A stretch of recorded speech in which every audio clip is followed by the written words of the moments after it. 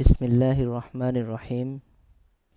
আলহামদুলিল্লাহি রাব্বিল আলামিন ওয়াসসালাতু ওয়াসসালামু আলা সাইয়্যিদিনা মুহাম্মাদিন ওয়া আলা আলিহি ওয়া আসহাবিহি আজমাইন।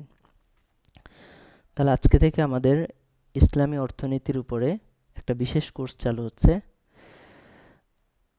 আজকে আমাদের বিষয়টা হচ্ছে মুদ্রা লেনদেন বা বিনিময়, ট্রেডিং ইন কারেন্সিস, অর্থাৎ বিভিন্ন যে কারেন্সি আছে, ইউএসডি আছে, ইউরো আছে, বিডিটি আছে, এই যে বিভিন্ন দেশের যে কারেন্সিগুলো আছে বা মুদ্রা আছে, এগুলোর লেনদেনে শরঈ হুকুমগুলো কি এবং বাস্তবিক কিছু প্রয়োগ বা ব্যবহার কিভাবে হয় শরীভাবে, এই বিষয়গুলো নিয়ে আজকে আমরা কথা বলবো।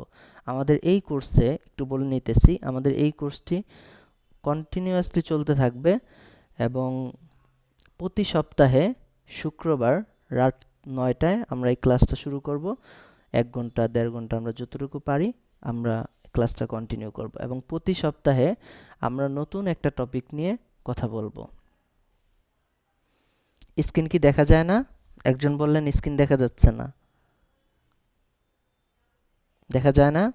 এই যে আমার সামনে মুদ্রা লেনদেনের একটা পেজ ওপেন করা আছে, এটাকে আপনারা দেখেন না?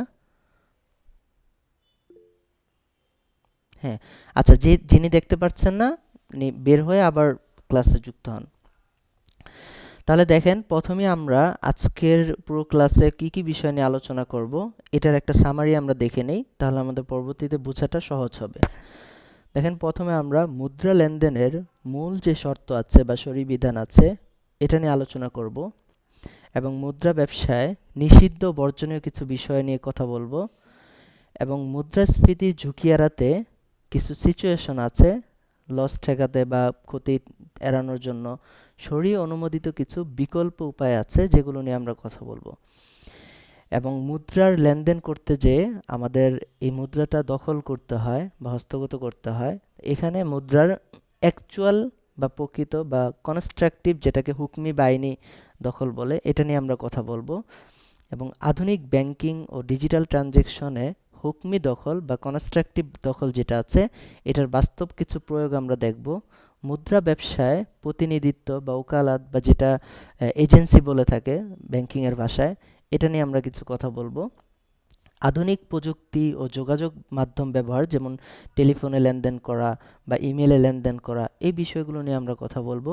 কারো জিম্মায় যদি কোনো পাওনা থাকে বা ঋণ থাকে, ওই ঋণের বিনিময় বা এক্সচেঞ্জ অফ ডেট, এটা নিয়ে আমরা কিছু কথা বলবো।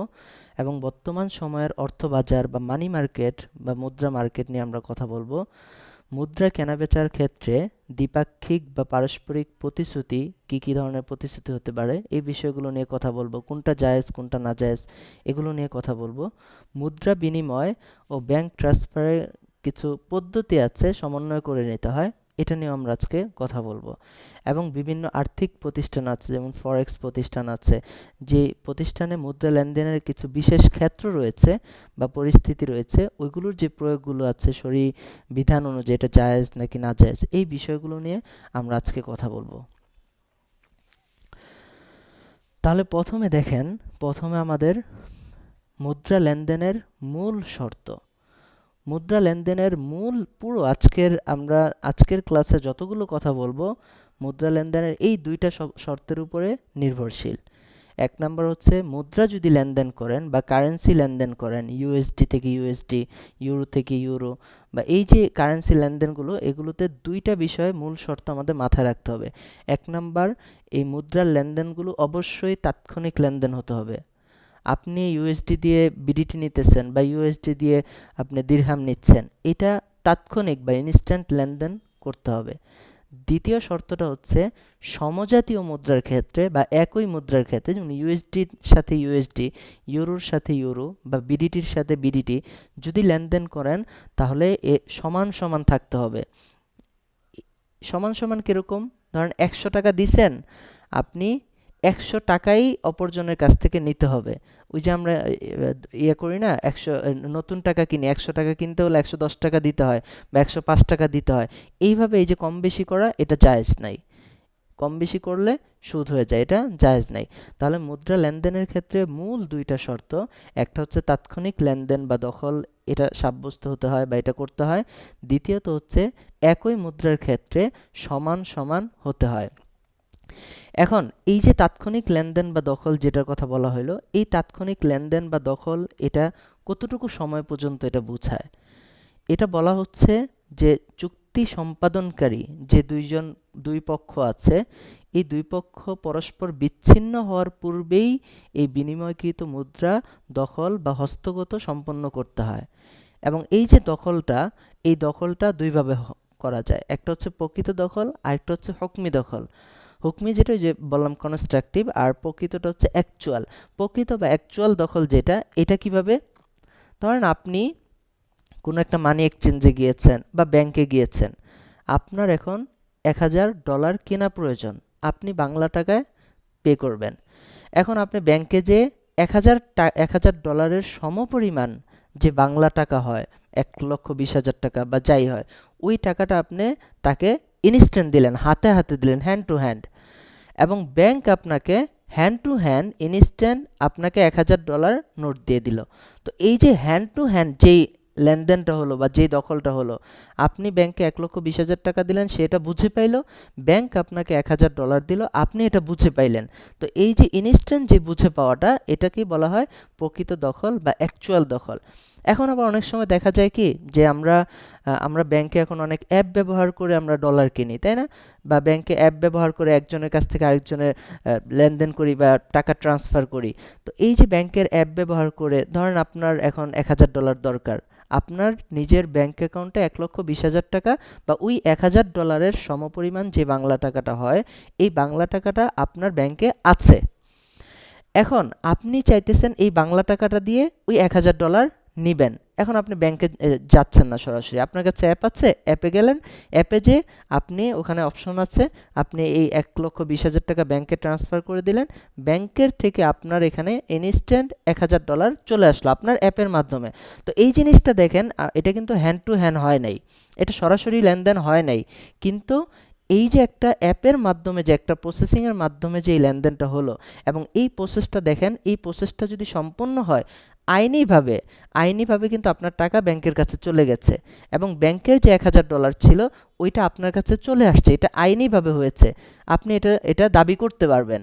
তো এই জন্য এটাকে যেহেতু সরাসরি হয় নাই কিন্তু আইনিভাবে হয়ে গেছে, এটাকে বলা হয় হুকমি দখল বা আইনগত দখল। ইংরেজিতে বলা হয় কনস্ট্রাকটিভ দখল, ঠিক আছে, বা কনস্ট্রাকটিভ পজিশন। পজিশন মানে হচ্ছে দখল।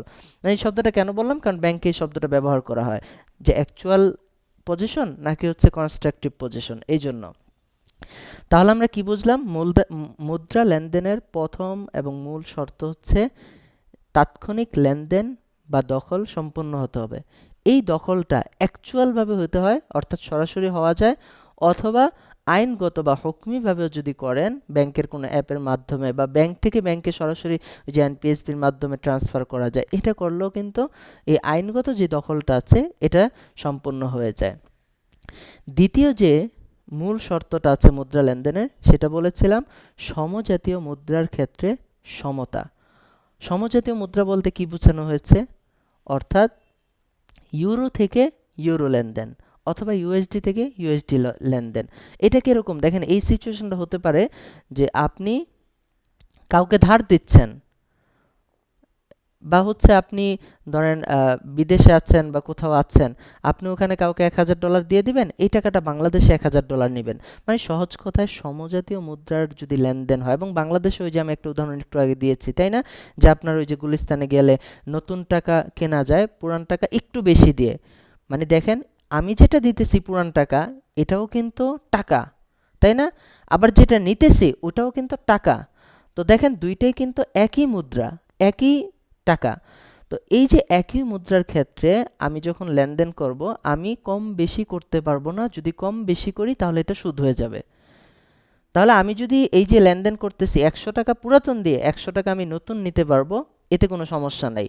কিন্তু 100 টাকা নতুন নিতে যেয়ে যদি আমি পুরান টাকা 105 টাকা দিতে হয়, তাহলে এটা সুদ হয়ে যাবে, এটা নিষিদ্ধ, এটা করা যাবে না।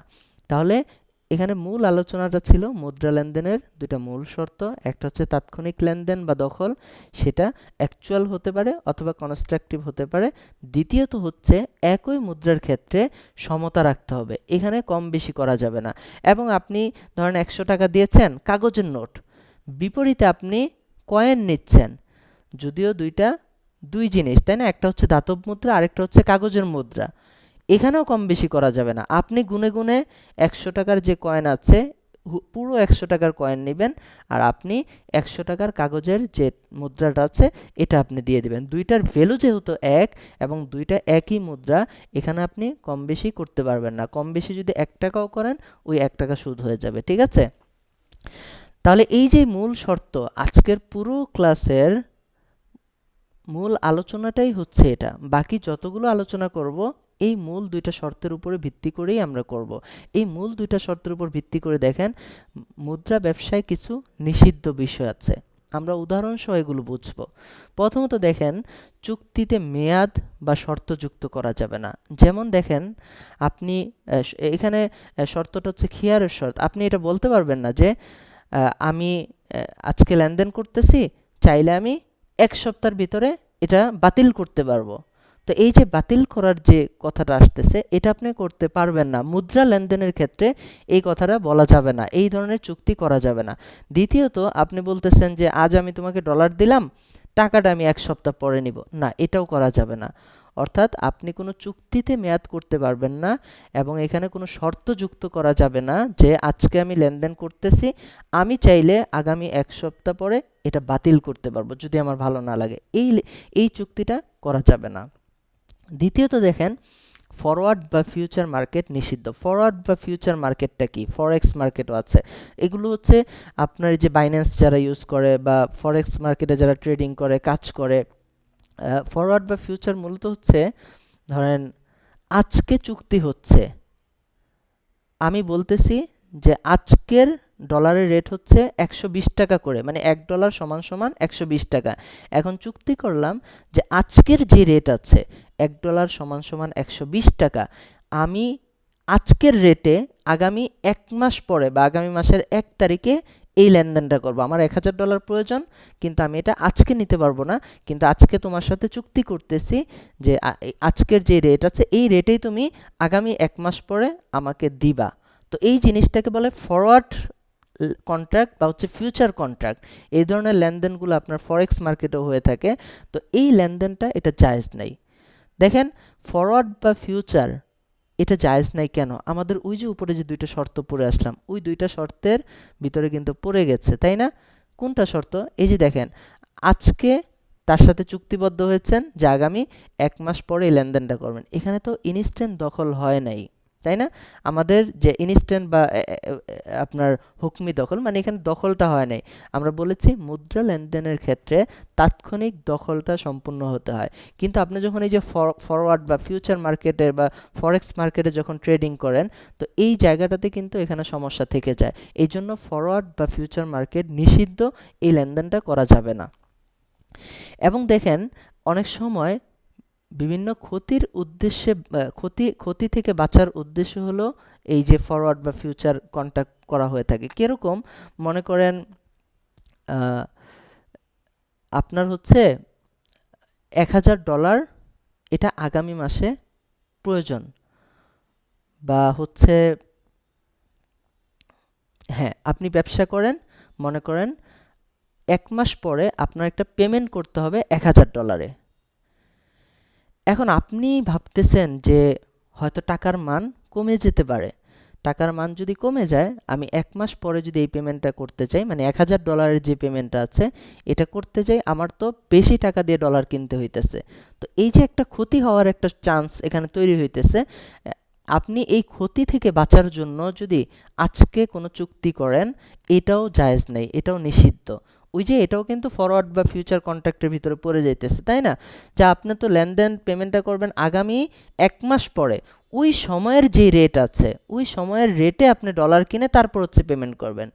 এই ক্ষতি থেকে বাঁচার জন্য আপনি 1 মাস আগে থেকে এই চুক্তিটা করতে পারবেন না, কারণ হচ্ছে এটা মুদ্রা লেনদেনের বিষয়। মুদ্রা লেনদেনে তাৎক্ষণিক চুক্তি করতে হয়, এটা ফরওয়ার্ড বা ফিউচার বা আকপিচ করা যায় না, কোনো ধরনের মেয়াদ বা শর্ত যুক্ত করা যায় না, ঠিক আছে? এবং আরেকটা নিষিদ্ধ বিষয় হচ্ছে মজুতদারি বা মনোপলি।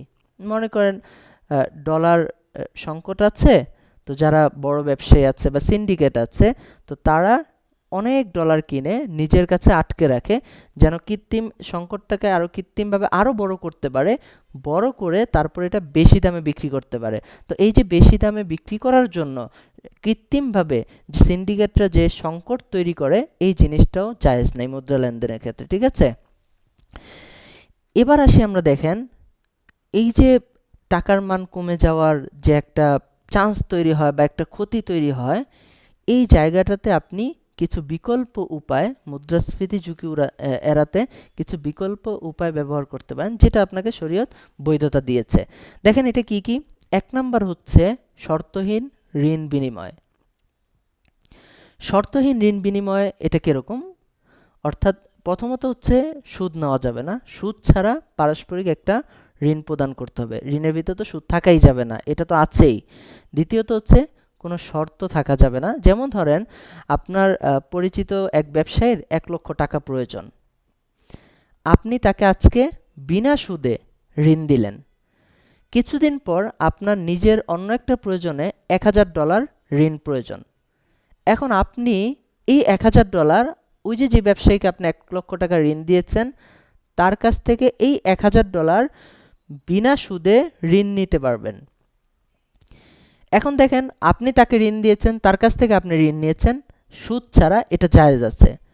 কিন্তু এই যে ঋণের বিষয়টা, এটা কোনো শর্ত যুক্ত করা যাবে না যে আজকে তোমাকে আমি 1 লক্ষ টাকা দিচ্ছি, 1 মাস পরে বা 1 সপ্তাহ পরে তুমি আমাকে 1000 টাকা ঋণ দিবা, এটা তুমি বাধ্য। অর্থাৎ আমি তোমাকে আজকে ঋণ দিচ্ছি এই শর্তে যে তুমি 1 সপ্তাহ পরে আমাকে $1000 ঋণ দিবা। তো এই যে একটা শর্ত যুক্ত করা হলো, এই শর্ত যুক্ত করাটা জায়েজ নাই। এটাই বলা হয়েছে কোনো ধরনের শর্তহীন, মানে বিনা শর্তে আপনারা একে অপরের সাথে ঋণ আদান প্রদান করতে পারবেন। এটা হচ্ছে মুদ্রাস্ফীতি ঝুঁকি এড়ানো যায়, তাই না? যে তার প্রয়োজন আপনি তাকে দিচ্ছেন, আবার আপনার প্রয়োজন আপনি তার থেকে নিচ্ছেন, তো টাকাটা আপনার কাছে থাকলো না, পড়ে থাকলো না, এতে করে যে টাকা কমে গেলে যে লস হওয়ার যে সুযোগটা ছিল ওইটাও কিন্তু আপনার এখানে থাকছে না। তো এটা হচ্ছে বিকল্প উপায় এবং এটা সম্পূর্ণ বৈধ পদ্ধতি শরীরভাবে।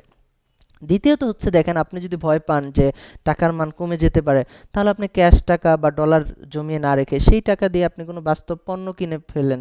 আপনি গাড়ি, কাঁচামাল, মেশিনারি, আপনার যেটা প্রয়োজন, আপনার জায়গা, জমি, স্বর্ণ, যেটা প্রয়োজন আপনি কোনো বাস্তব পণ্য কিনে ফেলেন।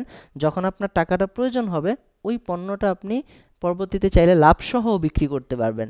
আপনি কিনেছেন 100 টাকা দিয়ে, আপনি 102 টাকা, 105 টাকা দিয়ে আপনি লাভসহ বিক্রি করতে পারবেন। তো এতে করে কিন্তু এই যে আপনার যে মুদ্রাস্ফীতির যে ঝুঁকিটা ছিল, এই ঝুঁকিটা আর থাকছে না।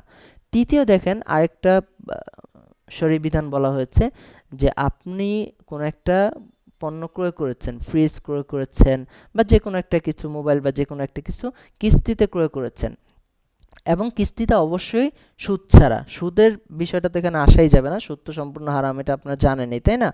তো সুদের বিষয় কিন্তু, আর সুদ কোনটা আমরা উপরে বলে আসছি যে সমজাতীয় মুদ্রার ক্ষেত্রে যদি কম বেশি করা হয় তাহলে ওইটাই হচ্ছে সুদ। তাহলে আপনি কোনো একটা বিষয়, কোনো একটা জিনিস, পণ্য আপনি কিস্তিতে কিনেছেন, এখন কিস্তিটা প্রতি মাসে মাসে আপনি পরিশোধ করতে হয়। এখন আজকে ধরেন আগামীকাল আপনার একটা কিস্তি পরিশোধের সময় আসছে, এখন আপনার কাছে টাকা নেই, আপনি ধরেন একটা ফ্রিজ কিনছেন 30,000 টাকা দিয়ে বা 50,000 টাকা দিয়ে, এখন আগামীকাল হচ্ছে আপনি এই ফ্রিজের একটা কিস্তি পরিশোধ করতে হবে, এখন আপনার কাছে টাকা নেই, কিন্তু সমপরিমাণ ডলার আপনার ব্যাংক অ্যাকাউন্টে আছে বা আপনার কাছে আছে। এখন আপনার টাকা নাই, ডলার আছে, আপনি চাইলে কিস্তি যাকে যাকে পরিশোধ করবেন তার সাথে কথা বলে আজকের বা মানে যখন আপনি লেনদেনটা কিস্তিটা পরিশোধ করতেছেন তাৎক্ষণিক ওই ডলারের যে রেট আছে, ধরেন 120 টাকা করে রেট আছে, এবং আপনি কিস্তি দিবেন 10,000 টাকা, তাহলে এই 10,000 টাকার সমপরিমাণ ডলার আজকের বা তাৎক্ষণিক আপনি যখন লেনদেন করতেছেন এই সময়ের যে রেট আছে এই রেট ধরে আপনি টাকার পরিবর্তে ডলারে লেনদেনটা করতে পারবেন। আপনার কিন্তু মানে কি বলে, আপনার টাকা টাকা নাই, টাকার পরিবর্তে আপনি ডলার লেনদেনটা করতে পারবেন, তবে তাৎক্ষণিক যে রেটটা আছে এই রেটটা আপনাকে ক্যালকুলেট করে নিতে হবে। আপনি যেদিন আপনার চুক্তি হয়েছে বা ফিউচার কোনো একটা ডেটে বা পূর্বের কোনো একটা ডেটের যে প্রাইস ছিল ডলারের, যে না গত এক সপ্তাহ আগের যে ডলার রেট ছিল ওই ডলার রেটে আমি এই আজকের কিস্তিটা পেমেন্ট করব, না আপনি পারবেন না। আপনি যদি কিস্তিটা পরিশোধ করতেই হয় আজকের যে ডলার রেট আছে এই ডলার রেটে আপনি কিস্তিটা পরিশোধ করতে হবে। ঠিক আছে? এবার দেখেন উপরে আমরা একটু আগে পড়ে আসলাম না যে মুদ্রা লেনদেনে বিক্রয় লেখা আছে, লেনদেন বলতে পারেন আরো ভালো শব্দ। মুদ্রা লেনদেনে দখল বা হস্তগতকরণ বা এটাকে আরবিতে কব্দ বলা হয় আর ইংরেজিতে এটাকে বলা হয় পজিশন। ঠিক আছে? এটার ক্ষেত্রে কিছু কথা আমাদের এখানে আছে।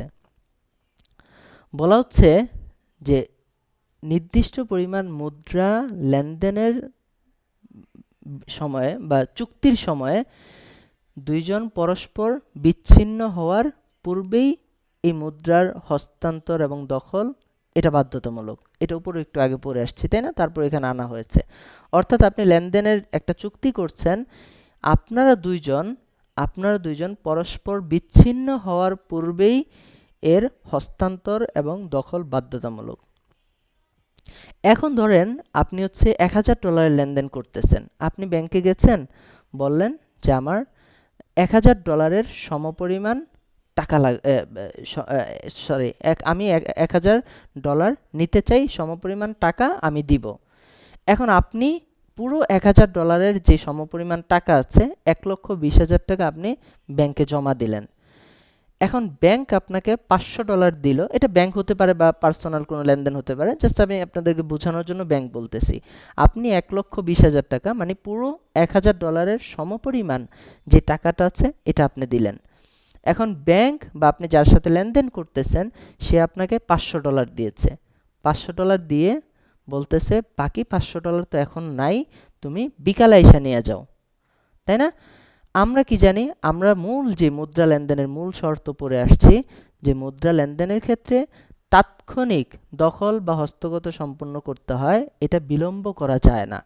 কিন্তু এখানে সে বলতেছে যে $500 তুমি বিকালে নাও, তাহলে আপনারা জানেন যে এই লেনদেনটা কিন্তু জায়েজ নাই, তাই না? বিকালে বিকালে নেওয়ার এই যে বিকালে বিলম্ব যে করার যে শর্তটা করা হচ্ছে এটা জায়েজ নাই। তবে হ্যাঁ, ওই যে $500 যে ইনস্ট্যান্ট সে দিয়ে দিল ওই $500 কিন্তু দখল সম্পূর্ণ হয়ে গেছে, তাই না? মানে আংশিক দখল সম্পন্ন হয়েছে। তাহলে এই আংশিক যে টাকাটা আছে বা $500 আছে এতটুকু জায়েজ আছে, এতটুকুর লেনদেন সঠিক শুদ্ধ। কিন্তু বাকি যে $500 লেনদেনটা বললো যে বিকালে এসে নিয়ে যাও, ওই লেনদেনটুকু বাতিল। বিকালে ওই বিকালের যে সময় আছে বা বিকালের যে রেট আছে ওই রেটে আপনাকে লেনদেনটা আবার করতে হবে। এখন এই যে দখলের বিষয়টা দুইভাবে করা যায়, তাই না? হাকিকিভাবে বা হুকমিভাবে। সরাসরি যদি ব্যাংকে যে লেনদেন করেন হাকিকি বা হচ্ছে প্রকৃতভাবে করা যায়। আর যদি আপনি ব্যাংকের অ্যাপের মাধ্যমে করেন বা হচ্ছে ব্যাংক ট্রান্সফারের মাধ্যমে করেন তাহলে কিন্তু এটা হুকমি বা হচ্ছে আইনগতভাবে দখল অর্জিত হয়। ঠিক আছে? এবার দেখেন, আচ্ছা এটা শেষ, তাই না? প্রকৃত দখল হচ্ছে সরাসরি হ্যান্ড টু হ্যান্ড এক্সচেঞ্জ, আর আইনগত দখল হচ্ছে বস্তুটির উপর মূলত বিক্রেতার অধিকার বা বাধা সরিয়ে নেওয়া এবং ক্রেতাকে তা ব্যবহারের পূর্ণ ক্ষমতা প্রদান করা। ঠিক আছে? মানে দখল হয়ে গেছে আইনগতভাবে, এটা যাকে দেওয়া যার পাওয়ার কথা সে এটা অধিকার পেয়ে গেছে যে এটা সে পূর্ণ ব্যবহার করতে পারবে।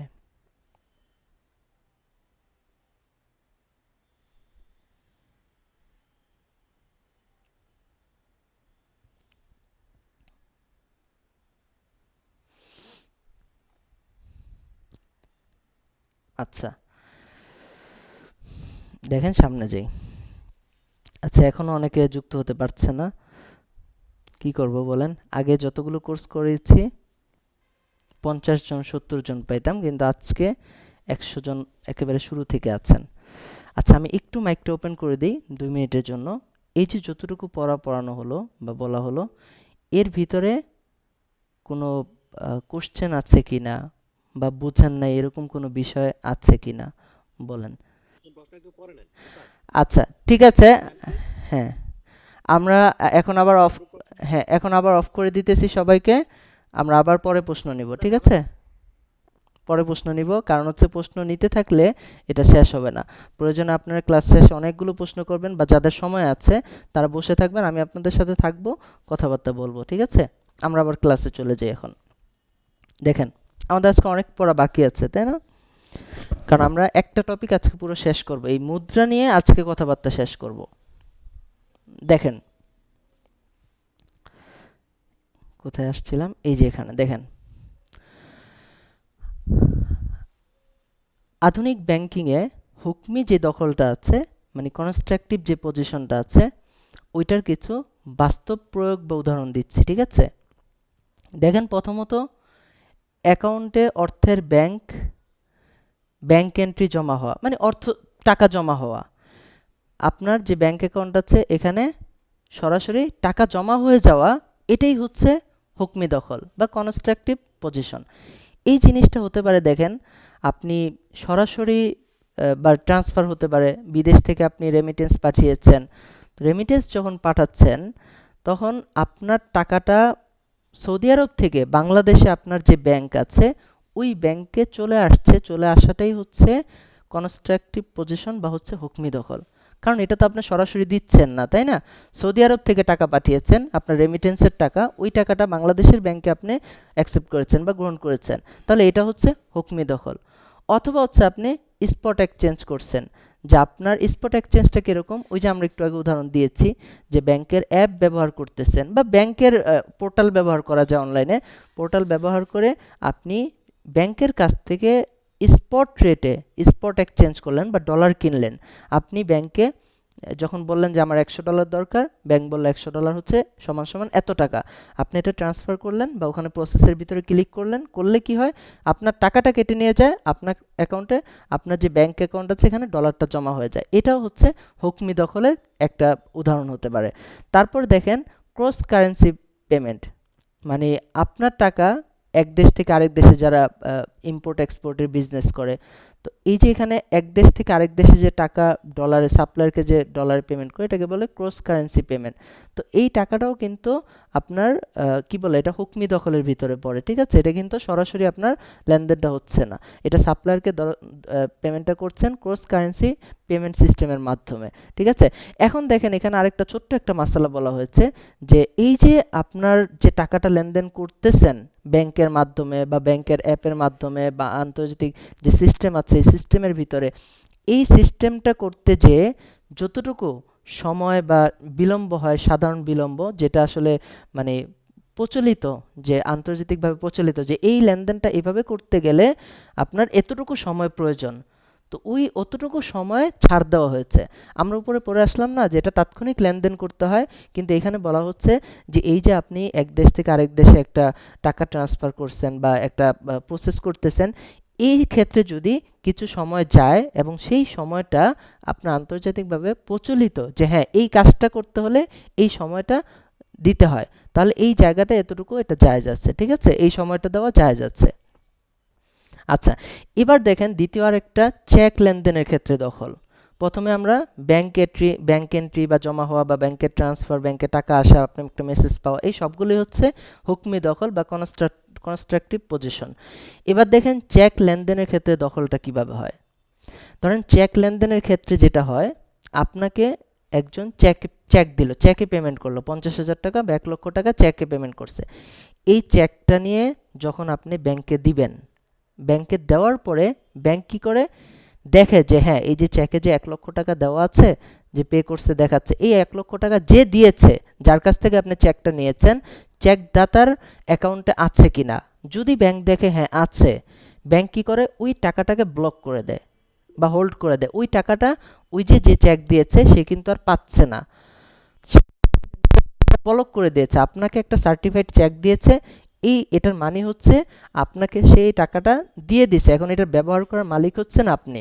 এখন ব্যাংকে আসার পরে এই যে ব্যাংক দেখলো হ্যাঁ টাকা আছে এবং এটা হোল্ড করে দিল, ব্লক করে দিল, ব্লক করে আপনাকে ওই টাকাটা দিয়ে দিবে। এই এই ক্ষেত্রে এই যে ব্যাংক ব্লক করলেই এটা হুকমি দখল হয়ে যায়। ব্যাংক টাকাটা ব্লক করা মানে কি, মানে হ্যাঁ টাকাটা আছে, এটা ব্যাংক এখন আপনাকে দিয়ে দিবে, ব্যাংকে এই অধিকার চেকদাতা দিয়ে দিয়েছে, এই জিনিসটা এখানে হুকমি দখল হিসাবে প্রযোজ্য হবে, ঠিক আছে? তৃতীয় আরেকটা উদাহরণ দেওয়া হয়েছে, দেখেন আপনি যখন বিদেশে যান, আপনি বিদেশে ক্রেডিট কার্ড ডেবিট কার্ড নিয়ে যান এবং ওখানে আপনার ডুয়েল কারেন্সি কার্ড থাকে, তাই না? তো এগুলো দিয়ে আপনি পেমেন্ট করেন। তো আপনি ধরেন ডলারে পেমেন্ট করতেছেন, তো ডলারে যখন আপনি পেমেন্ট করলেন, ওই সময়ে একটা ওই যে পস মেশিন থাকে, পস মেশিনে কার্ডটা পাঞ্চ করার পরে বা যে কোনো একটা সিস্টেমের ভিতরে আপনি পেমেন্ট করার পরে একটা স্লিপ বের হয়, তাই না? ওই স্লিপটা বের হওয়া মানে পেমেন্টটা সাকসেস হয়েছে।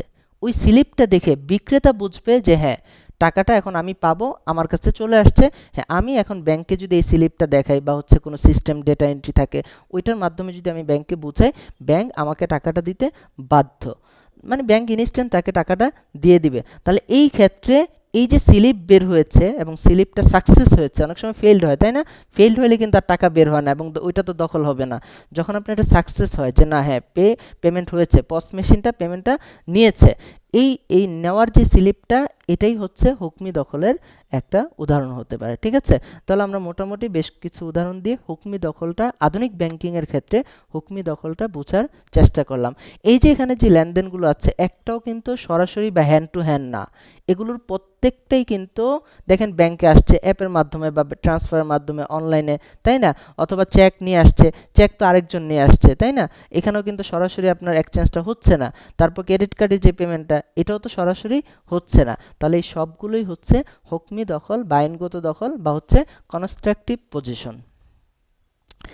এবার দেখেন, মুদ্রা ব্যবসায় প্রতিনিধিত্ব বা ওকালত বা হচ্ছে এজেন্সি ইন কারেন্সি ট্রেডিং, মানে কারেন্সি মুদ্রা লেনদেনে এজেন্সি বা হচ্ছে প্রতিনিধিত্ব, এই প্রতিনিধিত্ব করা জায়েজ আছে কিনা? হ্যাঁ, জায়েজ আছে। এটা তিন ধরনের হতে পারে। আমরা দেখেন এই প্রত্যেকটা কাজে দুইটা জিনিস কিন্তু আছে, তাই না? একটা হচ্ছে চুক্তি আর একটা হচ্ছে দখল। এখন এই এজেন্সির ক্ষেত্রে বলা হচ্ছে চুক্তি ও দখল উভয় কাজের জন্য প্রতিনিধি নিয়োগ করা যাবে। যেমন ধরেন আপনি বাসায় আছেন বা একটু বাইরে আছেন, দূরে আছেন, আপনি কাউকে বললেন বা আপনার দারোয়ান যে আছে, গেটের দারোয়ান বা হচ্ছে আপনার অফিসের কর্মচারীকে বললেন যে তুমি ব্যাংকে যাও, আমার $1000 প্রয়োজন, দেখো কত টাকা করে আছে, তুমি এই চুক্তিটা করবা, তারপরে ডলারটা তুমি নিয়ে চলে আসবা, টাকাটা দিবা ব্যাংকে, ডলারটা নিয়ে তুমি চলে আসবা। এই যে এই কথাটা বললেন না, দেখেন এখানে কিন্তু চুক্তির প্রতিনিধি দিয়ে দিয়েছেন। সে ব্যাংকে যাবে, চুক্তি করবে যে ব্যাংক আজ এই মুহূর্তে আমার $1000 প্রয়োজন, কত টাকা করে ডলার রেট, ব্যাংক বলবে এত টাকা করে ডলার রেট। এই যে চুক্তিটা, চুক্তিটা যিনি মূল মালিক, উনি কিন্তু এখানে নাই, উনার একজন প্রতিনিধি বা উনার যে উকিল, উনি গেছেন ব্যাংকে, তো উনি কিন্তু চুক্তিটা করলেন। চুক্তিটা করে এবং উনাকে কিন্তু এই অধিকারও দেওয়া হয়েছে, তুমি চুক্তি সম্পূর্ণ করবা, তুমি টাকাটা নিবা, সরি ডলারটা নিবা, তুমি তোমার যে টাকাটা আছে ওইটা দিবা তাকে, দিয়ে ডলারটা নিয়ে আমার কাছে চলে আসবা। এই জিনিসটা জায়েজ আছে। তাহলে চুক্তি এবং দখল উভয় কাজের জন্য প্রতিনিধি নিয়োগ করা জায়েজ আছে। এবার দেখেন, চুক্তি শুধুমাত্র চুক্তির জন্য প্রতিনিধি নিয়োগ করা যাবে, তাকে দখলের অনুমতি দেওয়া ছাড়াও। যেমন ধরেন আপনি কাউকে বা আপনার কর্মচারীকে ব্যাংকে পাঠালেন শুধুমাত্র এই জন্য যে তুমি মানি এক্সচেঞ্জে যাও, যে দেখে আসো যে আজকের ডলার রেটটা কত, এখন যদি আমি ডলার কিনি তাহলে কত টাকা দিয়ে আমি কিনতে পারবো। তাহলে এখন দেখেন চুক্তি করতেছে কে? প্রতিনিধি। মূল মালিক কিন্তু ব্যাংকে আসে নাই। কার সাথে চুক্তি করতেছে? ব্যাংকের সাথে। তাহলে এখন বলা হচ্ছে তারা চুক্তি করবে, চুক্তি করে বসকে ফোন দিবে যে বস, তারা বলছে $1 হচ্ছে 120 টাকা করে, আমি কি এখন কি করব? এই যে চুক্তি যে করতেছে, মানে প্রতিনিধি এবং ব্যাংক, এই দুইজন এক জায়গায় থাকা অবস্থায়, আমরা উপরে পড়ে আসছি না যে দুইজন বিচ্ছিন্ন হওয়ার পূর্বেই দখলটা সাব্যস্ত হতে হবে, একেবারে আমাদের শুরুর যে শর্তটা ছিল, যে মূলনীতিটা ছিল ওইটা, তাই না? যে উভয় বিচ্ছিন্ন হওয়ার পূর্বেই কিন্তু দখল সাব্যস্ত হতে হবে। এখন চুক্তি কে করতেছে? প্রতিনিধি, মূল মালিকের প্রতিনিধি এবং ব্যাংক। বলা হচ্ছে এই মূল মালিকের প্রতিনিধি এবং ব্যাংক, এই দুইজন বিচ্ছিন্ন হওয়ার পূর্বেই মূল মালিক অথবা তার অন্য কোনো প্রতিনিধি এসে এই টাকাটা নিতে হবে বা এই দখলটা এখানে সম্পূর্ণ করতে হবে, অর্থাৎ টাকা দিবে, ডলার নেবে, এই লেনদেনটা করতে হবে। কখন? কতটুকু সময়ের ভিতরে? এই যে চুক্তি যে করতেছে প্রতিনিধি, উনি আর ব্যাংকের এই দুইজনের মাঝে বিচ্ছিন্ন হওয়ার পূর্বেই মূল মালিক অথবা তার অন্য কোনো প্রতিনিধি এসে এই টাকাটা এখান থেকে নিতে হবে। যেমন ধরেন একটু উদাহরণ দেই, একটু বিস্তারিত উদাহরণ দেই। যেমন হচ্ছে মালিক বলল যে তুমি যাও, যে দেখো যে এখন রেট কত আছে, প্রতিনিধি পাঠাইলো, প্রতিনিধি ব্যাংকের সাথে কথা বলল, $1 120 টাকা করে আছে। এই দুইজন এক জায়গাতে আছে, বিচ্ছিন্ন হয় নাই। এখন মালিক আসবে যে ঠিক আছে এই যে নাও টাকা, ডলার দাও। অথবা মালিক ফোন করে আরেকজনকে বলল যে তুমি যাও, ক্যাশিয়ার তুমি যাও, যে ওখানে একটা চুক্তি করা হয়েছে এত ডলারে এত টাকা করে, ওই টাকাটা তুমি নিয়ে আসো। হয় মালিক যাবে অথবা তার অন্য কোনো প্রতিনিধি বা ক্যাশিয়ারকে পাঠালো যে ওই টাকাটা তুমি নিয়ে আসো। তাহলে এই যে এখানে দখলটা সম্পন্ন হইল। তো এই দখলটা যিনি চুক্তি করছে প্রতিনিধি, উনি আর ব্যাংকের মাঝে বিচ্ছিন্ন হওয়ার পূর্বেই এই কাজটা করতে হবে। ঠিক আছে? এখন দেখেন চুক্তির পর শুধু দখলের জন্য প্রতিনিধি নিয়োগ করা যায়। এই বিষয়টা কিরকম, উদাহরণ দেখেন। ধরেন আপনি আপনি বসে আছেন ব্যাংকের যে মালিক আছে তার সাথে কথা বলতেছেন, বা কোনো একজন ডিলারের কাছে বসে আছেন। তো আপনারা দুইজন বসে চুক্তি করতেছেন যে ডিলার আমার তাহলে পেমেন্টটা এইভাবে হবে, বা হচ্ছে আমার এত টাকা দরকার। তো একটা মুদ্রা লেনদেনের বা একটা চুক্তি হইল, আপনি আর ডিলার বসে আছেন। এখন বসে আছেন মনে করেন কফির দোকানে, চায়ের দোকানে, কিন্তু টাকা কোথায়? আপনার টাকাও মনে করেন আপনার বাসায়, ডিলারের যে ডলার আছে ওইটা মনে করেন তার বাসায় বা তার ব্যাংকে বা তার অফিসে আরেক জায়গায়। আপনারা বসে আছেন কোথায়? চায়ের দোকানে বা কফির দোকানে। আপনারা চুক্তি করছেন, চুক্তি ডান। এবার আপনি ফোন করে আপনার প্রতিনিধিকে বললেন তুমি যাও ডিলারের বাসায়, যাও ডিলারের বাসায় তার প্রতিনিধি আছে, তার কাছ থেকে তুমি টাকাটা বুঝে, ডলারটা বুঝে নাও, তুমি টাকাটা দিয়ে দাও। ডিলার যে আছে উনি আবার বাসায় ফোন দিয়ে বলল যে তোমার কাছে একজন লোক আসতেছে এরকম দেখতে, নাম হচ্ছে এই, তার সাথে তুমি এই লেনদেনটা করে ফেলো। তাহলে দেখেন চুক্তি করলেন আপনারা চায়ের দোকানে বসে বা কফির দোকানে বসে, কিন্তু দখলটা কিন্তু প্রতিনিধির মাধ্যমে করেছেন, তাই না? দখলটা কিন্তু আপনি করেন নাই, দখল করেছে আপনার প্রতিনিধি।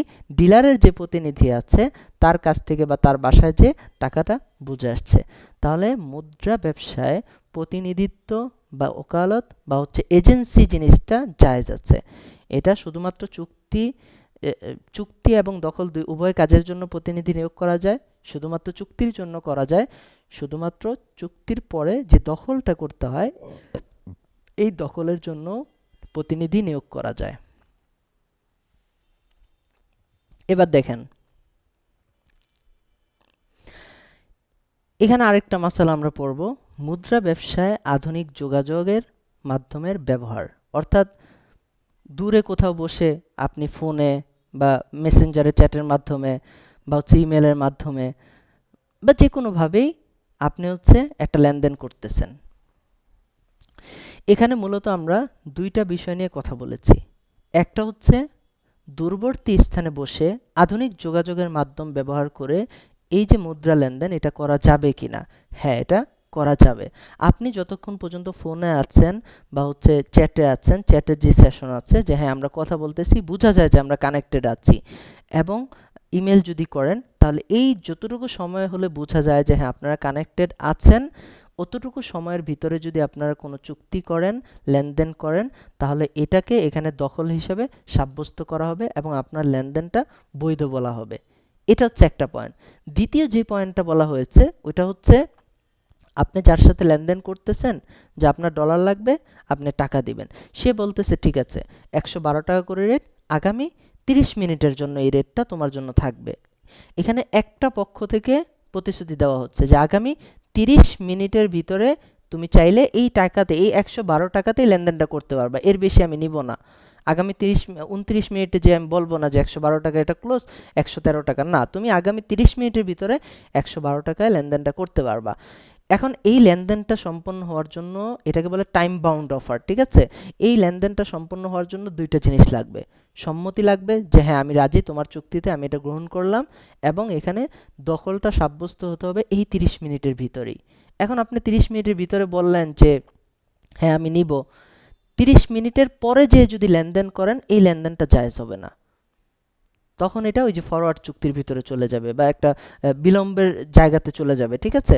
কিন্তু আপনি যদি এই 30 মিনিটের ভিতরে নেন তাহলে এটা জায়েজ আছে, ঠিক আছে? এবার দেখেন মুদ্রা ব্যবসায় প্রতিশ্রুতি বা প্রমিজিং যেটা বলা হয় এটা আছে। কোনটা জায়েজ, কোনটা না জায়েজ, কোন ধরনের প্রতিশ্রুতি জায়েজ, কোন ধরনের প্রতিশ্রুতি জায়েজ নাই, এই বিষয়টা নিয়ে আমরা কথা বলবো। প্রথমে দেখেন আগাম প্রতিশ্রুতি বলা হয়েছে। আগাম প্রতিশ্রুতি যে ওই যে উপরেও তো একটা প্রতিশ্রুতি পড়ে আসলাম, তাই না? এই যে এখানে যে আগামী 30 মিনিটে তুমি 112 টাকায় ডলারটা নিতে পারবা, এটা এক ধরনের প্রতিশ্রুতি। আবার একেবারে উপরের দিকে কিন্তু পড়ে আসছি যে না, আমি তোমাকে আগামী মাসে $1000 লেনদেন করব তোমার সাথে, তুমি আজকের রেটে আমাকে ডলার দিতে হবে। তো এই দুইটা চুক্তির ভিতরে একটু ডিফারেন্ট আছে। দেখেন আজকে যেটা এই যে অফারটা দেওয়া হয়েছে, এই অফারটা কে দিছে? এই অফারটা এক পাশ থেকে দেওয়া হয়েছে।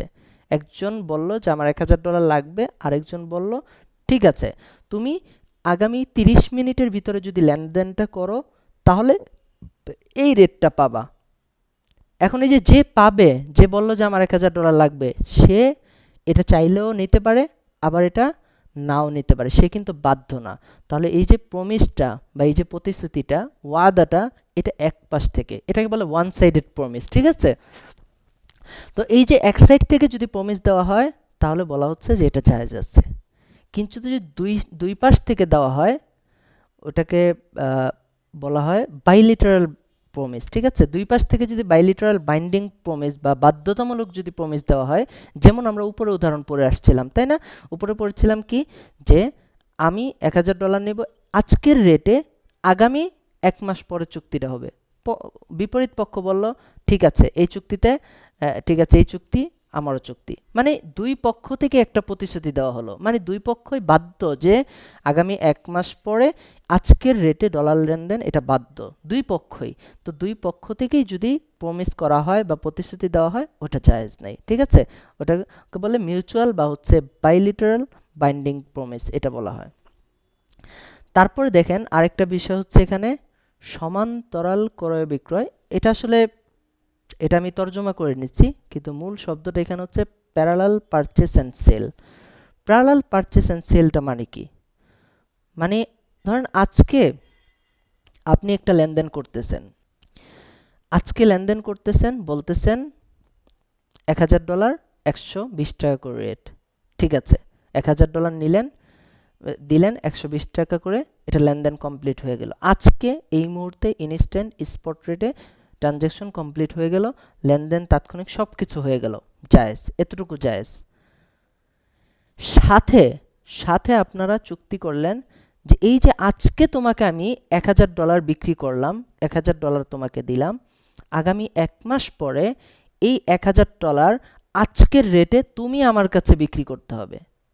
দেখেন প্রথমে কিন্তু কোনো সমস্যা ছিল না, $1000 আজকে $1000 দিছে, 1,20,000 টাকা নিয়ে নিচ্ছে, মানে লেনদেনটা স্পট রেটে হয়ে গেছে, জায়েজ আছে, এতটুকু জায়েজ ছিল।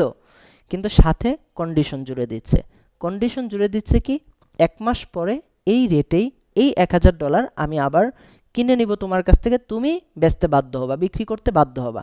এই যে শর্তটা দিল, ঝামেলা লাগাই দিছে, এখন আর এটা জায়েজ নাই। প্রথম হচ্ছে পারচেস, পরে হচ্ছে সেল। এই যে একটা আরেকটার সাথে পারচেস অ্যান্ড সেল, এটাকে বলে প্যারালাল পারচেস অ্যান্ড সেল, ঠিক আছে? এটা জায়েজ নাই। কেন জায়েজ নাই? কারণ ওই যে উপরের যে শর্তগুলো ছিল ওইটাই, যে দ্বিতীয় যে চুক্তিটা আছে ওটা তো তাৎক্ষণিক দখল সম্পূর্ণ হচ্ছে না, আবার কি করছে একটা শর্ত যুক্ত করে দিচ্ছে, এটাও জায়েজ নাই। আবার কি করছে, উভয় পক্ষের একটা বাধ্যতামূলক প্রতিশ্রুতি এখানে নিয়ে আসছে। তাহলে তিনটা নিষিদ্ধ জিনিস এখানে যুক্ত হচ্ছে, এই জন্য এই প্যারালাল পারচেস অ্যান্ড সেল এটা জায়েজ নাই, ঠিক আছে? প্রথমটুকু আবার বুঝছেন, প্রথমটুকু কিন্তু জায়েজ ছিল, কিন্তু যখন এটার সাথে কন্ডিশন বা শর্ত যুক্ত করে দেওয়া হলো তখন কিন্তু এটা নাজায়েজ হয়ে গেছে। এবং নাজায়েজ হওয়ার তিনটা কারণ বলে দিলাম। কারণ দ্বিতীয় চুক্তিটার দখল সম্পূর্ণ হয় নাই, দ্বিতীয় চুক্তিটা শর্তযুক্ত করে দেওয়া হয়েছে, এবং উভয় পক্ষের বাধ্যতামূলক প্রতিশ্রুতি নেওয়া হয়েছে। তো উভয় পক্ষের বাধ্যতামূলক প্রতিশ্রুতি, যেটাকে বলা হচ্ছে বাইলিটারাল বাইন্ডিং প্রমিস, এটা কিন্তু জায়েজ নাই, ঠিক আছে? এক পক্ষ থেকে হলে ওটা জায়েজ ছিল। এবার দেখেন আরেক ধরনের প্রতিশ্রুতি আছে এখানে, অংশীদারি কারবারে মুদ্রার ঝুঁকির গ্যারান্টি, গ্যারান্টি ইন পার্টনারশিপ। যেমন ধরেন আপনারা দুইজন মিলে একটা বিজনেস করতেছেন, ঠিক আছে? এখন বিজনেস করতেছেন, আপনি বললেন যে আমি 5 লক্ষ টাকা দিচ্ছি, তুমিও 5 লক্ষ টাকা দাও, আমরা দুইজনে মিলে বিজনেস করি। এটা হচ্ছে অংশীদারি কারবার বা মুশারাকা মুদারাবা, যেটাই আপনি করেন, অংশীদারি বিজনেস করতেছেন। এবং সাথে এই গ্যারান্টি দিলেন যে তুমি 5 লক্ষ দাও, আমিও 5 লক্ষ দিতেছি, লাভ হইলে তুমি লাভ পাইবা, কিন্তু যদি এখানে লস হয়, লসটা আমার, তোমার কোনো লস নাই। এই জিনিসটা একটু বুঝেন। আপনারা দুইজন যে চুক্তি করছেন, এই দুইজনে যদি এই দুইজনের ভিতরে যদি কোনো একজন গ্যারান্টর হন যে তোমার এখানে কোনো লস হবে না, যা লস হয় আমার, এই দুইজনের ভিতরে একজন যদি গ্যারান্টর হন এই বিষয়ে, তাহলে এটা জায়েজ নাই। এখন তৃতীয় আরেকজন এসে বলল ঠিক আছে তোমরা দুইজন বিজনেস করো, যদি কোনো ক্ষতি হয় তাহলে এটা আমার পক্ষ থেকে আমি দিয়ে দিব, যার লস হবে তাকে আমি আমার পক্ষ থেকে দিয়ে দিব। তৃতীয় ব্যক্তি, যার সাথে কিন্তু বিজনেসের লাভ লসের কোনো হিসাব নিকাশ নাই, এই তৃতীয় ব্যক্তি যদি এখানে গ্যারান্টর হয় তাহলে জায়েজ আছে।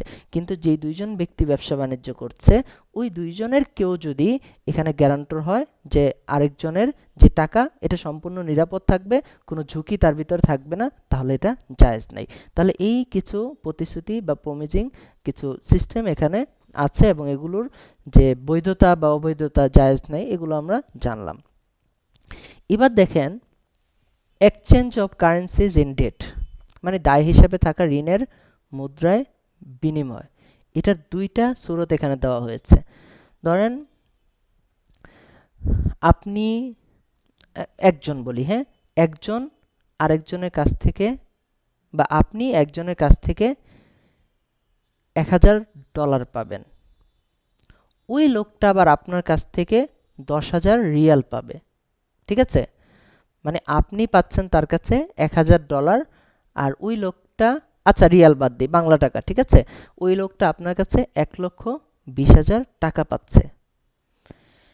এখন আপনারা দুইজনে পরস্পর সম্মতিতে এই চুক্তিবদ্ধ হতে পারেন যে দেখো আমি তো তোমার কাছে $1000 পাই, তুমি আমার কাছে 1,20,000 টাকা পাও, আজকের এই মুহূর্তের এক্সচেঞ্জ রেট মানে স্পট রেট যেটা, এই মুহূর্তের ডলার রেট হচ্ছে 1,20,000 টাকা, 120 টাকা করে। তাহলে তোমার টাকা আর আমার টাকা কিন্তু সমান সমান। তো তুমি আমাকে দেওয়ার দরকার নেই, আমি আর তোমাকে দেওয়ার দরকার নেই, দুইজন একজন আরেকজনের কাটাকাটি বা সমন্বয় করা বলে, এটা জায়েজ আছে। কি বললাম? আপনি একজনের কাছ থেকে $1000 পান, সে আপনার কাছ থেকে 1,20,000 টাকা পায়। এখন আপনারা দুইজনে বসে দেখলেন যে এখানে আজকের ডলার রেট হচ্ছে $1 120 টাকা, তার মানে $1000 1,20,000 টাকা। আপনারা বললেন যে ঠিক আছে দুইটা তো সমান সমান, তুমি আমাকে দেওয়ার দরকার নাই, আমি আর তোমাকে দেওয়ার দরকার নাই, আমরা যেটা একজন আরেকজনের কাছ থেকে পাইতাম এটা কাটাকাটি বা সমন্বয় করা হয়ে গেল, এটা জায়েজ আছে, সম্পূর্ণ জায়েজ। ঠিক আছে? এবং এখানে আপনি আংশিকও করতে পারেন যে ঠিক আছে আমি তোমার কাছ থেকে, ধরেন আপনি $1000 পান আর সে আপনার কাছ থেকে 60,000 টাকা পায়, তো $1000 সমান সমান 1,20,000 হয়, 60,000 বেশি হয়, 60,000 পান, তাই না?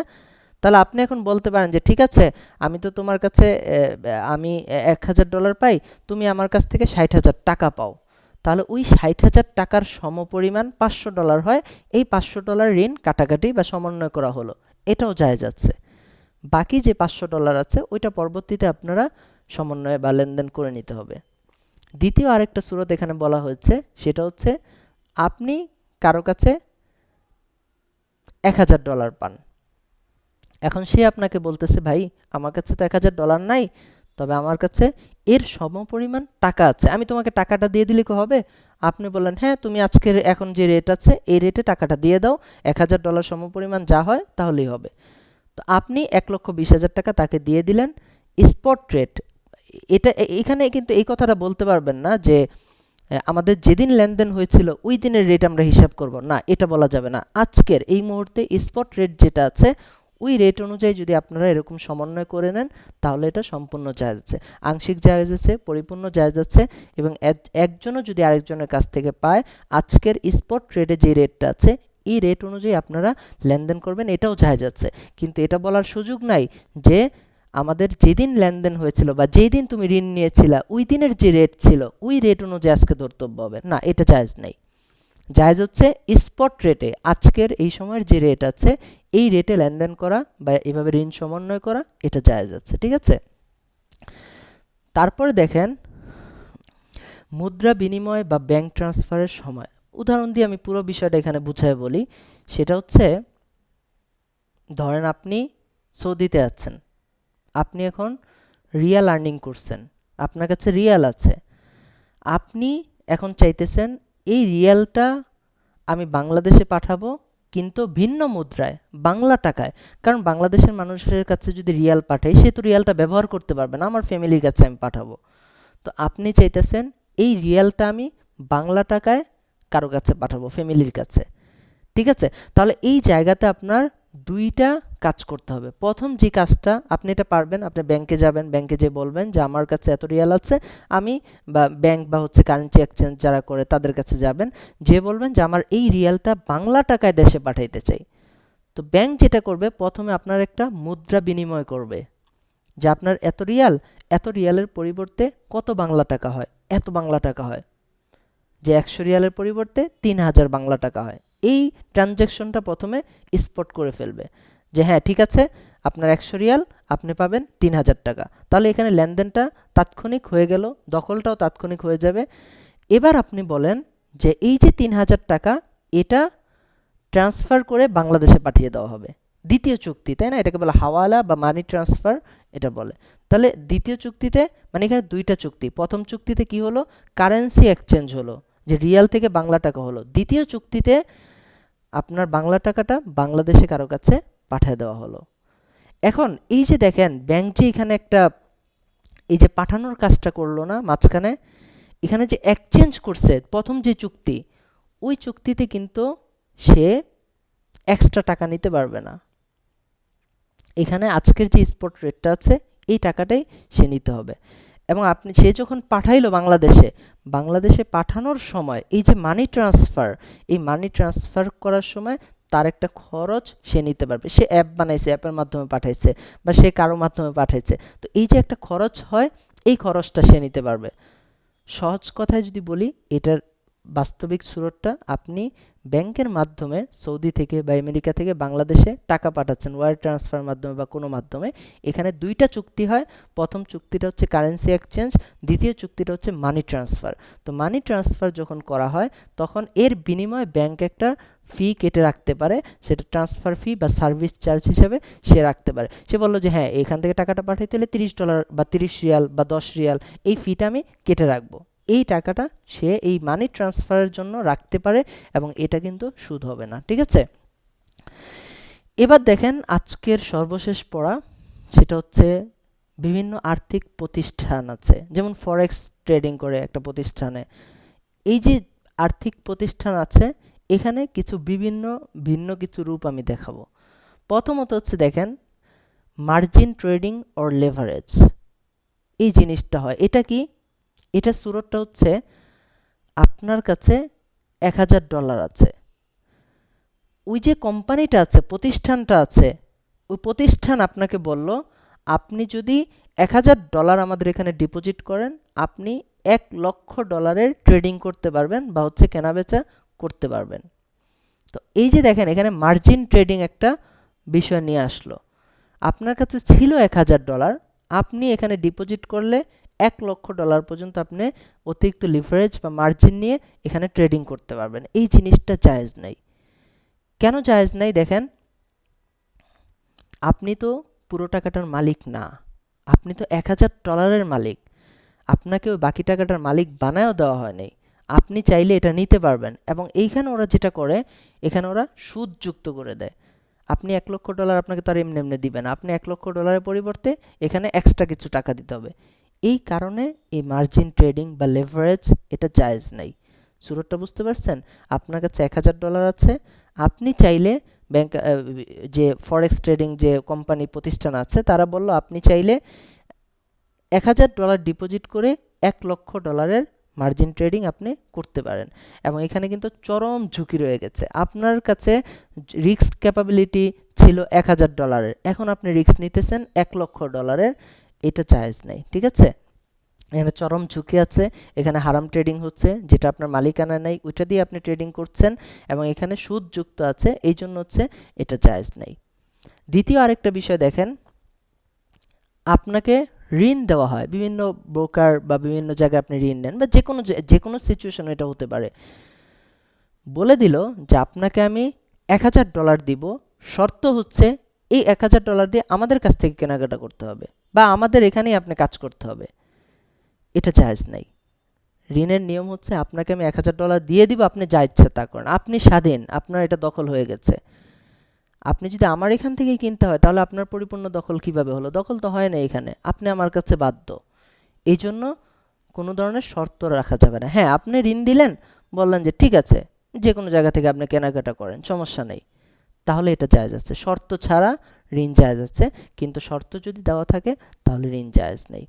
তো আজকের পুরো ক্লাসের পড়া হচ্ছে এটাই। তো আমরা দেখেন এখানে কি পড়লাম। প্রথমত আমরা মুদ্রা লেনদেনের যে মূল দুইটা শর্ত, এটা আমাদের একেবারে ক্লাসের শুরু থেকে নিয়ে শেষ পর্যন্ত আমাদের মাথায় রাখতে হবে। একটা হচ্ছে তাৎক্ষণিক দখল, আরেকটা হচ্ছে সমজাতীয় মুদ্রার ক্ষেত্রে সমান সমান হতে হবে। তাৎক্ষণিক দখলটা দুইভাবে হয়, প্রকৃত দখল হয় অথবা হুকমি দখল হয়। প্রকৃত দখল কোনটা? আপনি সরাসরি মানি এক্সচেঞ্জে গিয়ে লেনদেন করলেন, এটা প্রকৃত দখল। হুকমি দখল কোনটা? আপনি ব্যাংকের অ্যাপ ব্যবহার করার মাধ্যমে মানি ট্রান্সফার করলেন, এটা হচ্ছে হুকমি দখল। এবং আমরা কিছু নিষিদ্ধ বিষয় দেখলাম, যেখানে চুক্তিতে মেয়াদ বা শর্ত যুক্ত করা যাবে না, ফরওয়ার্ড বা ফিউচার মার্কেট নিষিদ্ধ, এটাও করা যাবে না, এবং কোনো ধরনের ক্ষতির থেকে বাঁচার উদ্দেশ্য হলেও ফরওয়ার্ড বা ফিউচার কন্ট্রাক্ট করা যাবে না, এবং মজুতদারি বা মনোপলি এটাও নিষিদ্ধ। তারপর আমরা বিকল্প কিছু উপায় দেখলাম, যে শর্তহীনভাবে একজন আরেকজনকে ঋণ দেওয়া যায়, অথবা বাস্তব সম্পদে বিনিয়োগ করে মুদ্রাস্ফীতির ঝুঁকি এড়ানো যায়, অথবা আপনি যখন কিস্তি পরিশোধ করতে যাবেন ওখানে স্পট রেট যদি ব্যবহার করেন তাহলে এটাও জায়েজ আছে। তারপর আমরা এখানে দেখলাম যে যদি মুদ্রা লেনদেনে দখল বা হস্তগত পরিপূর্ণ না হয়ে আংশিক হয়, তাহলে ওই আংশিকটুকুর উপরে বৈধতা হবে, আর বাকিটুকু আবার নতুন করে করতে হবে। তারপর আমরা এখানে আধুনিক ব্যাংকিংয়ের কিছু হুকমি দখল দেখলাম, যে আধুনিক ব্যাংকের ভিতরে ব্যাংকে টাকা জমা হওয়াটাই হচ্ছে হুকমি দখল। সেটা সরাসরি ট্রান্সফার হতে পারে, স্পট এক্সচেঞ্জ হতে পারে, ক্রস কারেন্সির মাধ্যমে পেমেন্ট হতে পারে, ব্যাংকে সরাসরি জমা হওয়াটাই এটাই হচ্ছে হুকমি দখল। এবং চেকের মাধ্যমে যে লেনদেন, এটা যদি ব্যাংক টাকাটা ব্লক করে দেয় চেকদাতার, তাহলে এটা হুকমি দখল সাব্যস্ত হয়। এবং ক্রেডিট কার্ডের বা পেমেন্টের যে স্লিপ আসে পেমেন্ট করার পরে, ওই স্লিপটা যদি সাকসেস স্লিপ হয়, ওই স্লিপটা দেখার পরে এটাও একটা হুকমি দখল চলে আসে। তারপর আমরা দেখলাম যে মুদ্রা ব্যবসায় প্রতিনিধিত্ব বা ওকালাত বা এজেন্সি এটা জায়েজ আছে কিনা। হ্যাঁ, এটা জায়েজ আছে। চুক্তি এবং দখল উভয় কাজের জন্য জায়েজ আছে। শুধুমাত্র চুক্তির জন্য প্রতিনিধি নিয়োগ করা এটাও জায়েজ আছে। চুক্তির পর শুধুমাত্র দখলের জন্য প্রতিনিধি নিয়োগ করা এটাও জায়েজ আছে। তারপর আমরা দেখলাম যে মুদ্রা ব্যবসায় আধুনিক যোগাযোগ মাধ্যম ব্যবহার করা জায়েজ আছে কিনা। হ্যাঁ, এটাও জায়েজ আছে। এটা অনেকটা সরাসরি বসে কথা বলার মতোই হয়, তবে হ্যাঁ, ততক্ষণ পর্যন্ত এটা লেনদেনটা করা যাবে যতক্ষণ পর্যন্ত আপনার ফোনে আছেন, মানে ফোন বিচ্ছিন্ন হয়ে যায় নাই, বা চ্যাটের যে সেশন আছে এটাও বিচ্ছিন্ন হয়ে যায় নাই। চ্যাটের সেশনটা মূলত ওই যে বাইন্যান্সে যারা ট্রেডিং করে, কেনা বেচা করে, ওইখানে দেখা যায় চ্যাটিংয়ের মাধ্যমে তারা বলে যে হ্যাঁ আমার $এত দরকার, আমি এত টাকা দিব। তো ওইখানে আপনার চ্যাটের যে সেশনটা আছে, যতক্ষণ পর্যন্ত বোঝা যায় যে না আমাদের চ্যাটের সেশনটা অ্যাক্টিভ আছে, ততক্ষণ পর্যন্ত এটা জায়েজ আছে। তারপর বলা হয়েছে যে হ্যাঁ, এক পক্ষ থেকে নির্দিষ্ট পরিমাণ টাইম বাউন্ড অফার বা নির্দিষ্ট সময়ের ভিতরে একটা অফার করা যেতে পারে, এটাও জায়েজ আছে, তবে ওই সময়ের ভিতরে কবুল এবং হুকমি দখল এটা সাব্যস্ত হতে হবে। তারপর আমরা এখানে কিছু মুআওয়াদা বা প্রতিশ্রুতি, প্রমিসিং, এগুলো নিয়ে কথা বললাম। এখানে 3 ধরনের কথা বলেছি। একটা হচ্ছে আগাম প্রতিশ্রুতি, এটা যদি এক পক্ষ থেকে হয় জায়েজ আছে, যদি দুই পক্ষ থেকেই হয় বাইন্ডিং প্রতিশ্রুতি মানে বাধ্যতামূলক প্রতিশ্রুতি, এটা জায়েজ নেই। তারপর আমরা প্যারালাল পারচেস অ্যান্ড সেল নিয়ে কথা বললাম, এটাও জায়েজ নেই। তারপর আমরা অংশীদারি কারবারে মুদ্রার ঝুঁকির গ্যারান্টি নিয়ে কথা বললাম, যদি অংশীদারগণ একে অপরকে এই গ্যারান্টি দেয় তাহলে জায়েজ নেই, তবে তৃতীয় পক্ষ যদি থার্ড পার্টি যদি তাকে এই গ্যারান্টিটা দেয় তাহলে জায়েজ আছে। তারপর আমরা পড়ছি যে দায় হিসাবে থাকা ঋণের যে মুদ্রা বিনিময় আছে এটাও জায়েজ আছে, একজন আরেকজনের কাছ থেকে টাকা পায়, এইটা ভিন্ন মুদ্রায় সমন্বয় করা এটাও জায়েজ আছে। তারপর আমরা পড়লাম যে মুদ্রা বিনিময় ও ব্যাংক ট্রান্সফারের সমন্বয়, মানে বিদেশ থেকে যদি টাকাটা পাঠানো হয় অন্য মুদ্রায়, টাকা পাঠাচ্ছে ইউএসডি থেকে বা রিয়াল থেকে, এটা নেবে হচ্ছে বাংলা টাকা, এটাও জায়েজ আছে। তবে এখানে দুইটা চুক্তি হয়। প্রথম চুক্তিটা হচ্ছে কারেন্সি এক্সচেঞ্জ, দ্বিতীয় চুক্তিটা হচ্ছে মানি ট্রান্সফার। এবং মানি ট্রান্সফার করতে যেই একটা কস্ট যায়, এই কস্টটা সে গ্রাহকের কাছ থেকে নিতে পারবে, এটা জায়েজ আছে। এরপর আমরা পড়লাম যে প্রতিষ্ঠানের মাধ্যমে মুদ্রা ব্যবসার বিভিন্ন রূপ। একটা দেখলাম মার্জিন ট্রেডিং বা লিভারেজ, এটা জায়েজ নাই। কেন জায়েজ নাই? কারণ যেটা আপনার মালিকানা নাই ওইটা দিয়ে আপনি ট্রেডিং করতেছেন এবং এখানে সুদ থাকে এবং এখানে খুবই হাই রিস্ক থাকে, এই জন্য এটা জায়েজ নাই। তারপর আমরা শর্তযুক্ত ঋণের বিষয়টা দেখলাম যে যদি ঋণ শর্তযুক্ত হয়, যে তোমাকে আমি ঋণ দিচ্ছি, তুমি আমার এখান থেকে কেনাবেচা করবা, তাহলে এটা জায়েজ নাই। যদি শর্তমুক্ত ঋণ হয়, যে তোমাকে আমি টাকা দিয়ে দিলাম, তুমি যা ইচ্ছা করো, যেখান থেকে ইচ্ছা কেনাকাটা করো, কোনো আপত্তি নাই, তাহলে এটা জায়েজ আছে। তো আজকের পড়া এই পর্যন্তই।